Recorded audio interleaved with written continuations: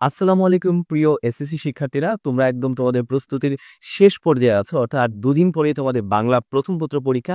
আমার সঙ্গে আছে আমাদের সবার প্রিয় আব্দুল্লাল মেহেদী ভাই। তিনি কিন্তু বিগত অনেকদিন যাবত বাংলা পড়াচ্ছেন তোমাদের।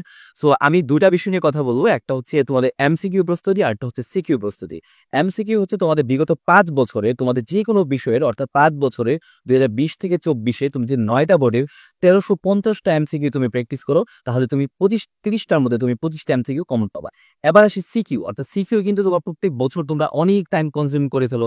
শেষ মুহূর্তে অনেকে সারা বছর পড়াশোনা করো নাই, এই শেষ মুহূর্তে কিভাবে তুমি শেষ করবা সেটা হচ্ছে আমি আব্দুল্লাহ আপনি থেকে জানুন ভাই।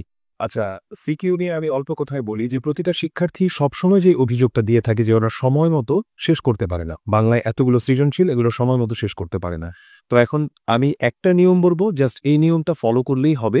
তুমি তোমার সৃজনশীল ঠিকমতো শেষ করে তুমি খুব ভালো নম্বর ইনশাআল্লাহ নিয়ে আসতে পারবা। দেখো, আমাদের কিন্তু পারফেক্টলি শেষ করার চেয়ে ইম্পর্টেন্ট হচ্ছে লেখাটা শেষ করতে পারা। মানে আমি দুইটা সৃজনশীল অনেক সুন্দরভাবে লিখলাম, কিন্তু আমি শেষের দিকের গ ঘ ছেড়ে আসলাম একটার, তাহলে কিন্তু আমি নির্ঘাত প্লাস মিস করছি। সো প্রতিটা সৃজনশীলের জন্য আমরা ১৯ মিনিট করে সময় নিব। ১৯টা সৃজনশীলের জন্য আমরা ১৯ মিনিট সময় নিব, ঠিক আছে? এটা আমি অনেক হিসাব নিকাশ করে ১৯ মিনিট সংখ্যাটা বললাম।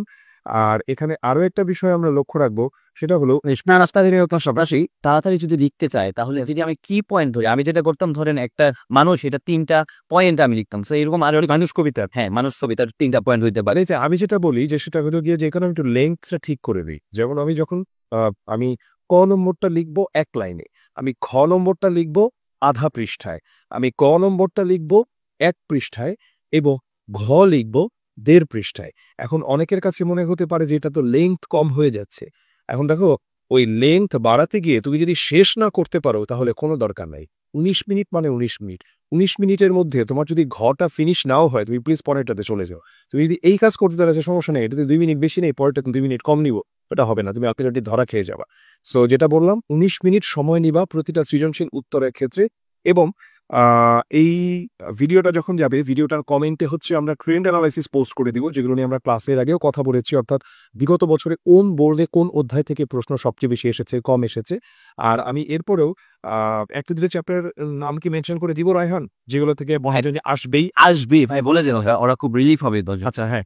সো তার মধ্যে আমি যদি হচ্ছে প্রথমে যাই আমাদের গদ্যতে, তাহলে শুভা এবং বই পড়য় পড়া, এই দুইটা আমরা একদম ধরে নিতে পারি যেই বোর্ডেরই হোক, মানে হই না কেন, আমরা এখান থেকে আসবেই আসবে আসবেই। তারপরে আরো ইম্পর্টেন্ট কয়েকটা রয়েছে, যেমন তার মধ্যে রয়েছে শিক্ষা মনুষৎ, আবার খুবই ইম্পর্টেন্ট রয়েছে অভাগীর স্বর, সব জন্য হ্যাঁ। কিন্তু আবার আমরা খুব লেস ইম্পর্টেন্ট কয়েকটা চ্যাপ্টারের কথা বলতে পারি, যেগুলো থেকে আসার সম্ভাবনা খুব কম। একটা হচ্ছে গিয়ে পল্লী সাহিত্য, তারপরে আরেকটা হলো গিয়ে নিয়তি, এবং আরেকটা হলো গিয়ে ৭১-এর দিনগুলি। এগুলো যদিও আপাত দৃষ্টিতে মনে হয় যে এগুলো বেশ ইম্পর্টেন্ট, কিন্তু কিছু কিছু বোর্ডে আসলেও বেশিরভাগ বোর্ডেই এগুলো থেকে তেমন একটা প্রশ্ন আসে। যাদের কম তারা কিন্তু এই ৩টা চালিয়ে স্কিপ করতে পারে, এই চ্যাপ্টারগুলো স্কিপ করতে পারে। এবার আমি যদি একটু কবিতার দিকে যাই, তাহলে আমি যদি বলি যেগুলো খুবই ইম্পর্টেন্ট, সেটা হলো কপোতাক্ষ নদের কথা আসবে, এবং সেখানে অবশ্যই পল্লী জননীর কথা আসবে। তারপরে হচ্ছে এখানে অবশ্যই আসবে আমার তোমাকে পাওয়ার জন্য স্বাধীনতা এবং আমার পরিচয়। এগুলো কিন্তু অনেক ইম্পর্টেন্ট, এবং তোমরা যেগুলো বাদ দিতে পারো, স্বাধীনতার শব্দটি কিভাবে আমাদের হলো, এটা তোমরা বাদ দিয়ে আগের মানুষ খুবই গুরুত্বপূর্ণ, খুবই গুরুত্বপূর্ণ। তারপরে তোমরা আশা বাদ দিতে পারো, আমি কোনো আগন্তুক নই বাদ দিতে পারো। এগুলো থেকে প্রশ্ন আসে নাই বললেই চলে। তোমরা চাইলে সুকান্তের রানারও বাদ দিতে পারো, এটা থেকে প্রশ্ন খুব কম এসেছে। এখন শেষ মুহূর্ত সোরাইয়া, আমার মনে হয় যে এখন আসলে কে কতটুকু পড়েছে তার চেয়ে বুদ্ধিমানের মতো বিষয় হলো কে কতটা সিলেক্টিভ ভাবে স্ট্র্যাটেজিক্যালি অ্যান্সার করে আসতে পারে। তো রায়হান, আমার এন্ড থেকে আসলে আর তেমন বলার কিছু নাই। আমি বাকি যা বলার আমি আজকের দিনের কথাই বলছি, অর্থাৎ আজকে ৮ তারিখ রাত ৮টা থেকে 10টা শিখো ইউটিউবে, ফেসবুক পেজে, এবং যারা শিখো অ্যাপেও আছো। সো একটা কিন্তু আজকে শেষ মুহূর্তের বাংলা প্রস্তুতি গাইডলাইন ক্লাস কিন্তু হতে যাচ্ছে, ওখানে আমি আরো বিস্তারিত আলোচনা করব।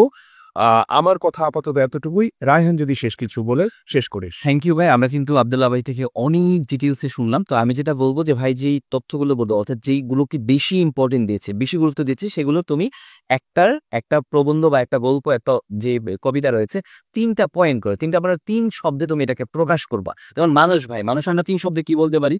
যেমন মানুষ ৩ শব্দে বলতে গেলে আমরা বলতে পারি যে সাম্যর কথা আসে, তারপরে আসে যে মানবতার জয়গান, মানবতার জয়গান। তারপরে আসে যে সেখানে মানে কখনোই ধর্ম যে মানুষগুলো ধর্মকে ব্যবহার করে নিজের স্বার্থ হাসিলের ধর্ম ব্যবসায়ী যারা ধর্ম ব্যবসায়ী যারা নিজের স্বার্থ হাসিলের জন্য ধর্ম ব্যবহার করে কিন্তু অসহায়কে সাহায্য কর সেই কথাগুলো চলে আসে এই মানুষ কবিতার কথা। সো এই যে ৩টা ভাই কিন্তু মানুষ কবিতা করে দিয়েছে, তোমরা চাইলে তোমাদের এরকম ৪-৫টা যেগুলো ভাই বলছে এগুলো পয়েন্ট করতে পারো, যেটা তুমি হচ্ছে ঘ এবং ঘ ঘ গ এই 2টা প্রশ্ন ৩-৪ ধর্ম ব্যবহার করতে পারো এবং দ্রুত সিকিউ লিখতে পারো। সো এই ছিল আমাদের পক্ষ থেকে তোমাদের জন্য অনেক অনেক শুভকামনা হলো। ভাইয়ের লাইভে কিন্তু অবশ্যই থাকবো ইনশাআল্লাহ। আর কমেন্ট বক্সে খেয়াল করো, তোমরা পেয়ে যাবে ট্রেন্ড অ্যানালাইসিসটা। ভালো থেকো সবাই।